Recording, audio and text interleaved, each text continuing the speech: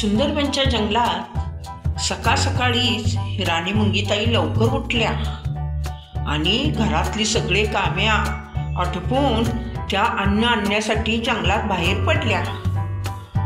कारण त्या घरी एकट्याच होत्या. त्यांचे सगळे कुटुंब गावाला गेले होते आणि ते कुटुंब लवकर येणार नव्हते. पावसाळा तरी तोंडावाला होता.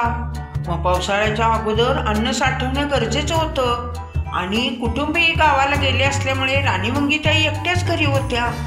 त्यांना कुटुंबासाठी पावसाळ्यात पुरेल एवढं अन्न साठवणे गरजेचं होतं. म्हणून त्या रोज सकाळी उठून लगबगीने जंगलात जाऊन अन्न गोळा करून आणत आणि त्यांनी भरपूर साठा करत आणला होता घरात अन्नाचा. त्यामुळे त्यांना क्षणाचाही वेळ नसायचा. त्या उठ की सूट उद्योगात असायच्या, कायम उद्योग करायच्या. मग अशाच त्या अन्न आणण्यासाठी निघाल्या होत्या.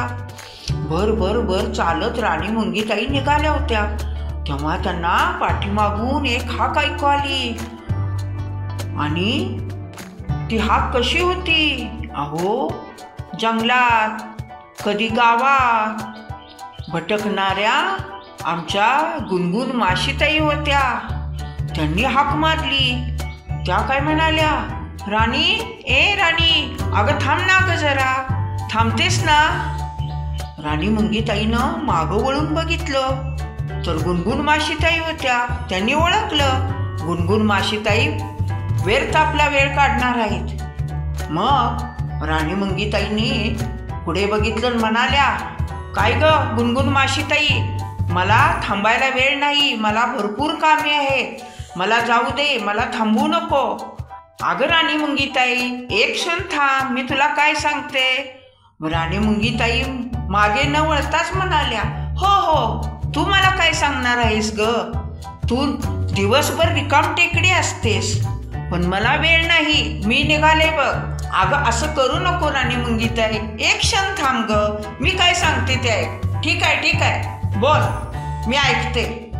असं म्हटल्यावर गुणगुण माशीताई बोलायला लागल्या, अगो राणी मुंगीताई, तुला माहिती आहे का, मी सकाळी उठल्यानंतर पहिल्यांदा कुठं जाते माहिती आहे तुला? मी अगो देवाच्या मंदिरात जाते. देवासाठी नैवेद्य आणलेला असतो ना, तो नैवेद्य खाते. मग बघ बरं, देवाच्या अगोदर मला नैवेद्य मिळतो. तिथून मग मी देवळातून बाहेर येते. बाहेर आल्यावर जरा वेळ मी संपूर्ण गावातनं फिरते. जिथे अन्न मिळेल तिथे जाते, ते खाऊन येते. नंतर मी राजाच्या राजवाड्यात जाते. राजाच्या मुकुटावर बसते, नाकावर बसते. राजाला अगदी त्रस्त करून सोडते. मग राजा हातवारे करायला लागला की मला खूप आनंद होतो आणि मी खूप हसते, खूप हसते. परत राजाला त्रास देते. नंतर राजासाठी पंचपक्वानाचं भोजन केलेलं असतंय, त्या पंचपक्वानावर बसते. त्यावेळेला मात्र मी राजवाड्यात माझ्या सगळ्या जातभाईंना घेऊन जाते आणि सगळ्यांना पंचपक्वानाचं जेवण मिळतं. आम्ही तृप्त होऊन जातो. मग नंतर तिथून आम्ही दिवसभर गावभर भटकतो. जिथे अन्न मिळेल तिथे जातो, खातो. बघ मी किती नशीबवान आहे. आणि तू बघ, सतत अन्न आणाय निघालेली, सतत कामात गुंतलेली. कसं ग हे तुझं जीवन, सांग बरं राणी मुंगीताई. आमचं जीवन अगदी ऐशारामात चैनीत आहे आणि तू बघ किती कम नशीबी आहेस. आम्ही बघ किती नशीबवान आहोत. कळलं का राणी मुंगीताई? हेच सांगण्यासाठी मी तुला थांबवत होते. मग राणी मुंगीताईनं सगळं गुणगुण माशीताईचं ऐकून घेतलं. मग राणी मुंगीताई मागे वळाली, म्हणाली, ठीक आहे, आता मी तुझं सगळं ऐकलं, आता तू माझं ऐक. मग गुणगुण माशी म्हणाली, हो, सांग, तू काय ग सांगणार आहेस राणीताई, सांग. माझ्यासारखी नशीबवान मीच आहे, कळलं का? तू काही कितीही सांग, पण मी किती नशीबवान आहे हे आता तुला कळलं ना? ठीक आहे, बोल, तुझं सांग. मग राणी मुंगीताई म्हणाल्या, अगं गुणगुण माशीताई, तू आणि तुझी जमात किती लाचार आहे. दिवसभर गावभर भटकण्यात तुमचा वेळ जातो आणि बघल तेव्हा तू आणि तुझी जमात कुठे बसलेली असते? कुठे असती? अगं कचऱ्याच्या पेटीत. सगळ्या लोकांना त्रास देते, लोक तुम्हाला हाकलून देतात, तरी तू लाचारीचे जीवन जगतीस. परत तू लोकांच्या अन्नावर जाऊन बसतेस. किती ग कमनशिबी तू आहेस. असलं लाचारीचं निर्लज्जपणाचं जीवन आम्हाला नाही आवडत.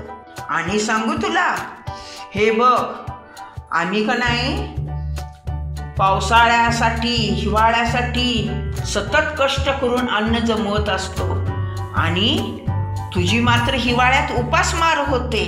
किती ग हे निर्लज्ज जीवन तुझं जगणं आम्हाला नाही आवडत. आम्ही सतत उद्योगात कामात असतो आणि आमच्या कष्टाचे अन्न आम्ही खातो. तुझ्यासारखे निर्लज्ज लाचारीचे जीवन जगत नाही आम्ही. त्यामुळे तू स्वतःला श्रेष्ठ समजू नकोस, कळलं का? मग काय बोलणार गुणगुण माशीताई? हे सगळं राणी मुंगीताईचं ऐकत होती आणि राणी मुंगीताई बोलत बोलत अन्न आणण्यासाठी निघून गेली आणि गुणगुण माशीताई आ करून तिच्याकडे पाहतच राहिली. आपल्या निर्लज्जपणाने जगणाऱ्या जीवनाचा तिला राग आला होता, पण करणार काही? शेवटी ती मनाशी म्हणाली, गुणगुण माशीताई, काय करू राणी मुंगीताई, आमचं जीवन हे असंच आहे. लाचारीचं जगणं आमच्या नशिबी आहे, ते आम्हाला बदलता येत नाही. मग पुढे चालत चालत राणी मुंगीताई मनाशी विचार करू लागली आणि ती काय बोलली राणी मुंगीताई? ती म्हणाली, दुसऱ्याच्या अन्नावर जगणाऱ्या ऐत खाऊपेक्षा स्वतःच्या मेहनतीने जगणारा नेहमी श्रेष्ठ असतो माझ्यासारखा.